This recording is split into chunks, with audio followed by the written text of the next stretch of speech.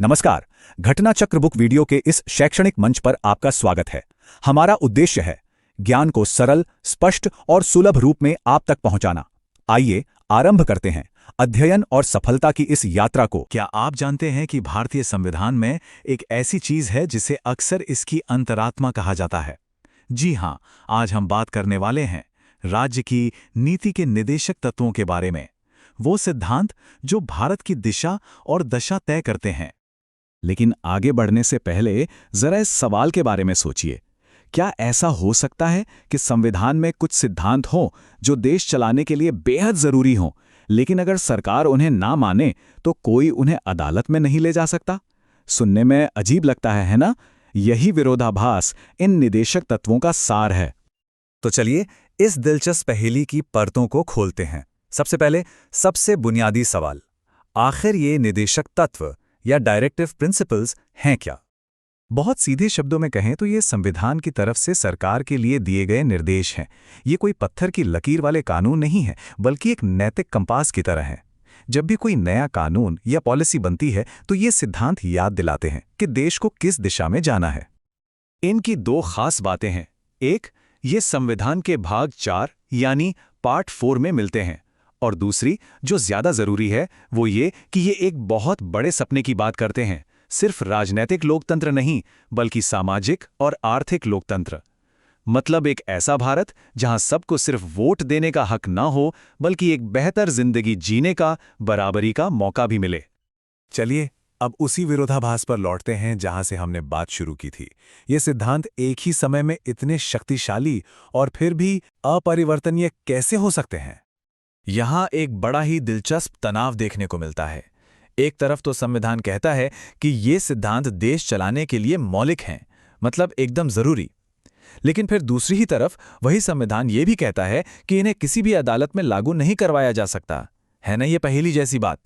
ये बहुत महत्वपूर्ण है, लेकिन इनके लिए कोर्ट का दरवाजा नहीं खटखटाया जा सकता। और ये जो अनोखी स्थिति है ना, इसका आधार हमें मिलते हैं संविधान के आर्टिकल 37 में। यही वो आर्टिकल है जो इस पूरे नियम की नींव रखता है। और ये आर्टिकल बिल्कुल साफ साफ कहता है, इन तत्वों में अंतर्विष्ट उपबंध किसी न्यायालय द्वारा प्रवर्तनीय नहीं है। इसका मतलब ये है कि हमारे संविधान निर्माताओं ने जानबूझकर इन्हें कानूनी दायरे से बाहर रखा, ताकि ये एक नैतिक शक्ति के तौर पर काम करें, ना कि कानूनी मजबूरी के तौर पर। तो फिर सवाल उठता है कि अगर ये कानून नहीं है तो इनका असली मकसद क्या है?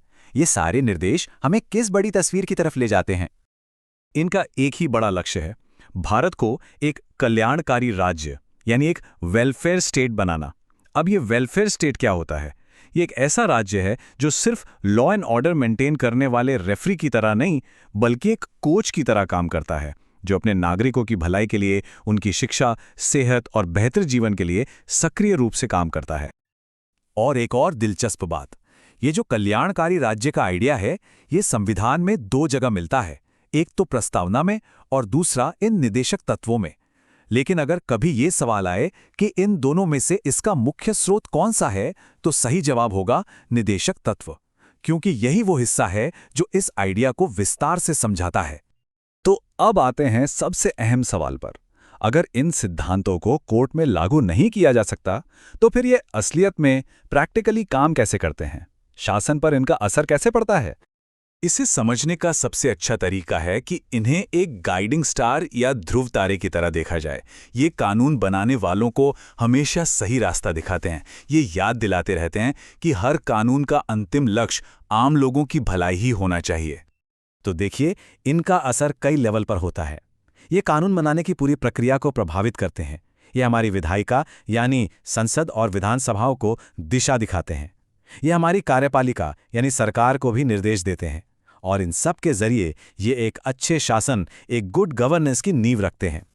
तो घूम फिरकर हम उसी सवाल पर आ जाते हैं, अगर ये सिर्फ नैतिक दिशा निर्देश हैं, कोई सख्त कानून नहीं, तो क्या ये वाकई कोई मायने रखते हैं? क्या सिर्फ नैतिक सिद्धांत बिना किसी कानूनी ताकत के सच में एक देश का भविष्य बना सकते हैं?